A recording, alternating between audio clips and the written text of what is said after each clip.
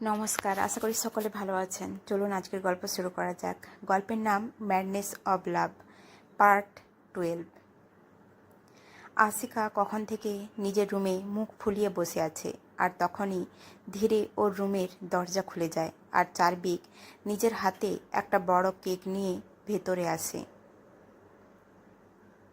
যা দেখতেই আশিকার চোখ উজ্জ্বল হয়ে যায়, আর ও চারবিকের দিকে দেখার সময় স্মাইল করতে লাগে। চারবিক খুব আরাম করে হেঁটে ওর কাছে চলে আসে, আর ও বেডে বসার সময় সাইড টেবিলে কেক রেখে দেয়, আর তারপর নিজের কাছ থেকে একটা ফাইল বের করে আশিকার সামনে রাখার সময় বলে, যদি তুমি কেক খেতে চাও তো সবার আগে তোমাকে এই পেপারে সাইন করতে হবে। আশিকা ওই পেপারের দিকে দেখার সময় বলে, এটা কিসের পেপার? আমি পরে সাইন করে দেব, আগে আমার কেক চাই। একটুও না, যদি তোমার কেক চাই তো সবার আগে এই পেপার সাইন করে দাও। চারবিক আশিকার দিকে চোখ পাকিয়ে বলল। আশিকা চারবিকের কথা শুনে মুখ ফুলিয়ে নেয় আর বলে, ঠিক আছে, পেন দাও, আমি সাইন করে দিচ্ছি, কিন্তু এটা কিসের পেপার? চারবিক নিজের কাছ থেকে পেন বের করে ওকে দেওয়ার সময় বলে, এটা তোমার কলেজ অ্যাডমিশনের ফর্ম। আমি তোমার জন্য কলেজ ডিসাইড করে নিয়েছি। আশিকা যখন শোনে যে ওর কলেজ অ্যাডমিশনের জন্য, তো ও আর কোনো দেরি না করে ফটাফট সাইন করে দেয় আর নিজের কেক খেতে শুরু করে দেয়। ও একবার ওই পেপারটা ভালো করে দেখার চেষ্টাও করেনি। এদিকে সাইন হয়ে যাওয়ার পর চারবিক ওর দিকে তাকিয়ে অদ্ভুতভাবে স্মাইল করে আর ওখান থেকে বেরিয়ে যায়। ও নিজের রুমে গিয়ে পার্থর হাতে পেপারটা দিয়ে বলে, এটা নিয়ে গিয়ে কোর্টে রেজিস্টার করিয়ে নে। পার্থ যখনই চারবিকের কথা শুনে ও শকড এক্সপ্রেশন দেওয়ার সময় বলে, ও কি এই পেপার সাইনে করে দিয়েছে, আর তাও তোমাকে কোনো কোশ্চেন না করে? চারবিক ওই পেপারের দিকে তাকিয়ে বলে, ও জানে না যে ও এই পেপারে সাইন করে ওর জীবন আমাকে দিয়ে দিয়েছে। ও জানে না যে ওর এই না দেখে সাইন করায় ওর পুরো জীবনটাই বদলে যাবে। পার্থ ওই পেপারটা নিয়ে কিছু সময় দেখার পর বলে, যদি ও এইসব অ্যাকসেপ্ট না করে তাহলে, আর ও যদি তোমাকে ঘৃণা করতে লাগে তাহলে? চারবিক পার্থর কথাই বলে, আমি ওকে ভালোবাসি, আর এটাই কি যথেষ্ট না আমাদের একসাথে থাকার জন্য? এমনিতেও আমি ওকে ভালোবাসি, অনেক ভালোবাসি। চারবিকের কথা শুনে পার্থর মুখে চিন্তা দেখা যায়। ও বলে, আর ও কি ভালোবাসে? ওর কাছে অন্য কোনো অপশান নেই। আমার ভালোবাসা থেকে বেঁচে কোথায় যাবে? ওকে আসতে তো আমার কাছেই হবে, আমার বুকে। চারবিক টেবিল থেকে আশিকার ফটো হাতে নিয়ে ওর দিকে দেখার সময় বলে।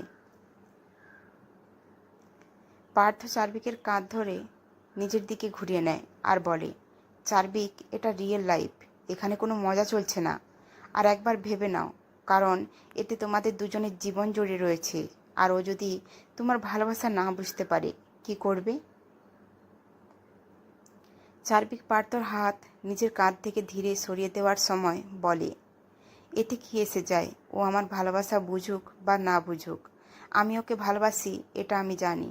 তো ওকে এবার আমার জন্য বাঁচতেও হবে আর মরতেও। আর এমনিতেও ও এখন আমাকে ভালোবাসে না তো কি হয়েছে, পরে হয়ে যাবে।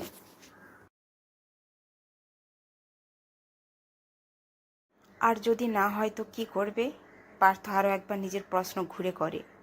পার্থ, তুই এইসব কী কথা বলছিস? ও আমাকে কেন ভালোবাসবে না? তোর কি মনে হয় আমি ওর যোগ্য না? আর তারপর একজন সাইকোর মতো হাসার সময় বলে, পার্থ, আমি ওকে ভালোবাসি, আর ও নিজেও আমাকে ভালোবাসে। এই কথাটা এখনও বুঝতে পারছে না, কিন্তু খুব তাড়াতাড়ি বুঝতে পেরে যাবে। আর এইসব বলার সময় চারবিক অন্য কোনো রূপ নিয়েছিল, আর ওর এরকম রূপ দেখে পার্থর মুখ ঘামে ভরে যায়।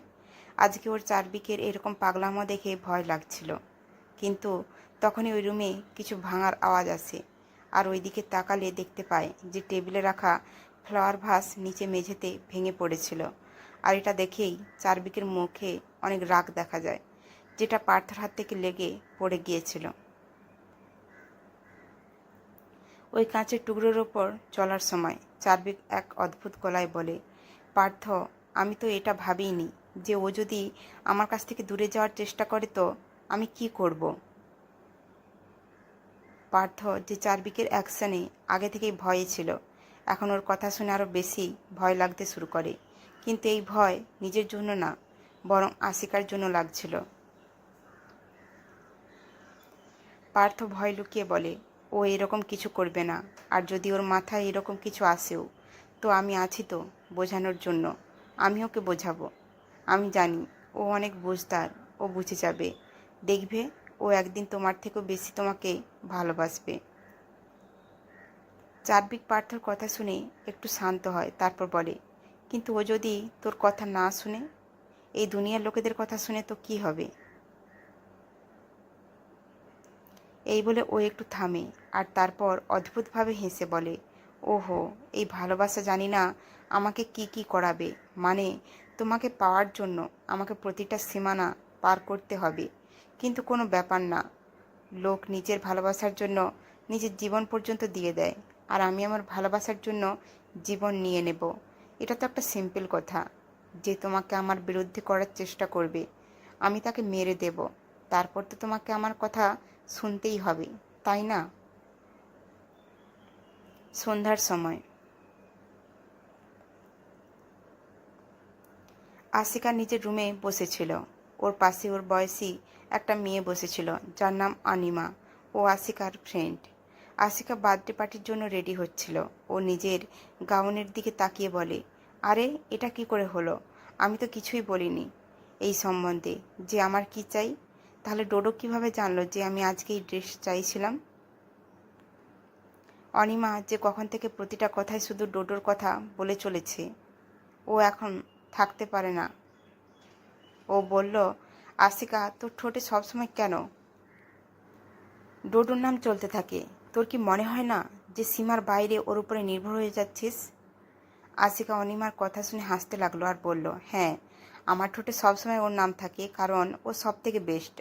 ও সবসময় জেনে যায় যে আমার কী চাই আর আমি কি ভাবছি। আমার বলার আগেই আমার কথা সে বোঝে যায়। ও আমার জন্য অনেক স্পেশাল স্পেশাল। অনিমা আশিকার কথা শুনে একটু চুপ হয়ে যায়, তারপর বলে, সেটাই তো বলছি, তোদের দুজনের সম্পর্ক নর্মাল ভাই বোনের মতো লাগে না। আমি ওর চোখে এমন এক অবজেশন দেখেছি যা কোনো ভাইয়ের চোখে কোনো বোনের জন্য দেখি না। ও তোকে নিজের বোনের দৃষ্টিতে দেখে না, আমি সত্যি বলছি। তুই যদি ওর বিহেভিয়ার মনোযোগ দিয়ে দেখিস তাহলে তুই নিজেই বুঝতে পেরে যাবি আমি কি বলতে চাইছি। আশিকা অনিমার কথা শুনে নিজের ঠোঁট পাউট বানিয়ে বলে, ওহো অনিমা, আজকে তো এইসব বলিস না। আমাদের দুজনের সম্পর্ক কিছুটা আলাদা, কারণ আমরা সত্যিকারের ভাই বোন না। আর সত্যি বলতে ডোডো পছন্দ করে না যে আমি তাকে দাদা বলে ডাকি। সত্যি বলতে আমাদের দুজনের সম্পর্ক ফ্রেন্ডের মতো, কিন্তু তুই বলিস না যে ও কিছুটা বেশিই করে। আমি মানছি যে ও আমার জন্য সীমার বাইরে প্রোটেক্টিভ, কারণ মাম্মা বলে আমি প্রথম ব্যক্তি যার কাছে ও এসেছে। সে আমাকে ডল বলে আর হয়তো মানেও, আর সেই জন্য ও আমাকে একজন ছোট্ট ডলের মতো ট্রিট করে। আর ও আমাকে এই খারাপ দুনিয়ার কাছ থেকে বাঁচায়, যাতে কেউ আমাকে হার্ট না করে দেয়, কারণ ও আমাকে কাঁদতে দেখতে পারে না। ওর জন্য আমার মনে কোনো উল্টাপাল্টা ফিলিং নেই। আমি ওর জন্য ছোট বোন। যতই ও আমাকে নিজেকে দাদা বলতে না দিক, কিন্তু ও আমাকে বোনই মনে করে। অনিমার পরে কিছু বলবে তার আগে আশিকার ফোনে কারো কল আসতে লাগে, যাতে আশিকার মনোযোগ ওই দিকে চলে যায়। আর এদিকে অনিমা আশিকাকে হেসে ফোনে কথা বলতে দেখে। নিজেই ধীরে ধীরে বলে, তুই যেটা বলছিস সেটা যদি সত্যি হতো, কিন্তু এটা সত্যি না। আমি তোর ডোডোর আসল রূপ ভালো করেই জানি। আমি জানি ওর তোর জন্য কী ফিল করে, ওর পাগলামো তোর জন্য কতটা বেশি, সেটাও আমি জানি। কিন্তু এই সব কিছু জানার পরেও আমি তোর সাহায্য করতে পারছি না, কারণ আমি তো ওর মহড়া, যে তোর কাছাকাছি থাকি যাতে তোর কাছাকাছি অন্য কাউকে না আসতে দিতে পারি। এক 21 বছরের মেয়ে ভিডিও কলে হেসে কথা বলছিল আশিকার সাথে। ওই মেয়েটা বলে, হ্যাঁ মাই শ্রীলিগার, আমি তোর সব কথাই বুঝতে পারছি, আমাকে বেশি মাখন লাগানোর প্রয়োজন নেই। আর যাই হোক, আমি তো তোর কাছ থেকে পার্টি নিয়েই ছাড়বো। আজকে তুই 18 বছর হয়ে গেলি, তো বল পরবর্তীতে কী প্ল্যান রয়েছে। তখনই আশিকা এপাশ থেকে বলে, আয়ুদি, তুমি না আমাকে এভাবে ইরিটেট করতে পারো না। যদি তোমার এই খবরের চ্যানেল রেগে যায়, তো তোমার কাছ পর্যন্ত কোনো খবর পৌঁছাবে না। আয়ানা আশিকার কথা শুনে হাসতে লাগে আর বলে, মনে হয় কারো নিজের বার্থডে গিফট চাই না। ঠিক আছে, কোনো ব্যাপার না, আমি আয়ানকে দিয়ে দেবো, যাতে ও নিজের কোনো গার্লফ্রেন্ডকে দিতে পারে। একবারই না, ওই গিফট আমার আর আমারই থাকবে, আমি ওকে কাউকে দিতে দেব না। আশিকা মুখ ফুলিয়ে বলল। তখন ওই রুমের দরজা খুলে যায় আর পেছন থেকে এসে বলে, কাকে কি দিতে দিবে না। আশিকা এই আওয়াজ শুনে পেছন থেকে দেখে আর বলে, পার্থ দাদা, আমি তোমার উপর অনেক রেগে আছি। তুমি আমাকে বার্থডে উইশ করনি। যাও, আমি তোমার সাথে কথা বলবো না।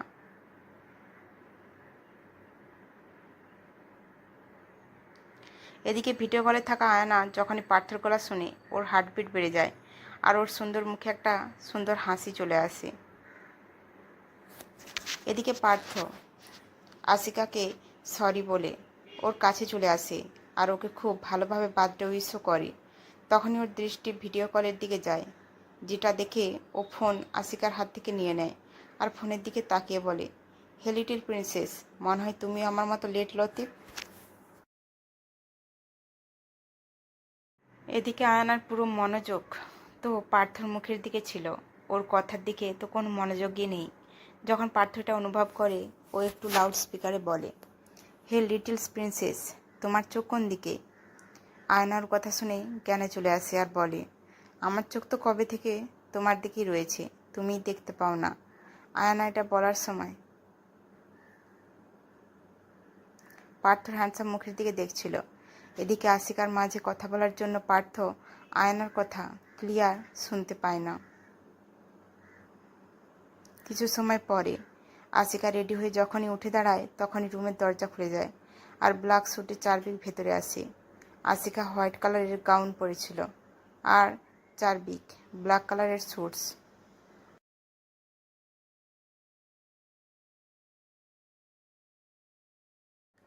ওদের দুজনকে দেখে আমার মনে হচ্ছিল যেন ওরা দুজনেই ম্যাচিং করে ড্রেস পরেছে।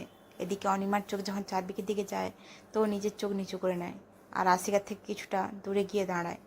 চারদিক একবার অনিমার দিকে তাকায়, তারপর আশিকার কাছে গিয়ে ওর দিকে হাত বাড়িয়ে বলে, তো এখন যাওয়া যাক ডল, নিচে সকলে আমাদের অপেক্ষা করছে।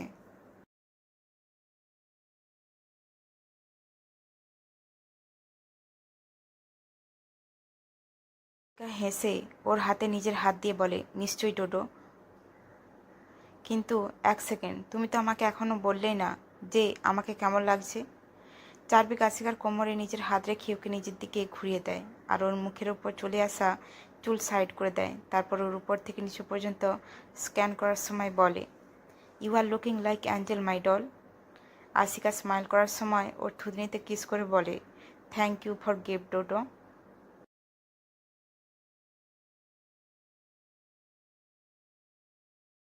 চার্বিক আশিকার কিস করাতে অনেক বেশি খুশি হয়ে যায়, কিন্তু তারপরও নিজের ভেতরে বিস্টকে কন্ট্রোল করে বলে, বেবি ডল, এটা তোমার গিফট না, তোমার আসল গিফট তুমি রাতে পাবে। এই বলে ও আশিকার হাত নিজের হাতে হোল্ড করে ওকে বলে, ডল নিচে চলো, সকলে তোমার অপেক্ষা করছে। চার্বিক আশিকাকে নিয়ে সিঁড়ি দিয়ে নিচে নামতে থাকে আর এদিকে সকলের দৃষ্টি ওই দিকে যায় আর সকলেই আশিকাকে দেখতে থাকে, কারণ বয়স বাড়ার সাথে সাথে ওর সৌন্দর্য বেড়ে গিয়েছিল। ওর চোখ এমন ছিল যা সকলকে নিজের দিকে অ্যাট্রাক্ট করে নেয়। যদি একবার কেউ ওর চোখের দিকে তাকায়, তো দ্বিতীয়বার ঘুরে আরও একবার ওর চোখের দিকে দেখতে চাইবে। ওর চোখের কালার এত সুন্দর আর সকলের থেকে আলাদা। এদিকে যখন চার্বিক দেখতে পায় যে ওখানে থাকা সব লোক ওর ডলের দিকে দেখছে, তো ও নিজের হাতের মুঠি শক্ত করে নেয়।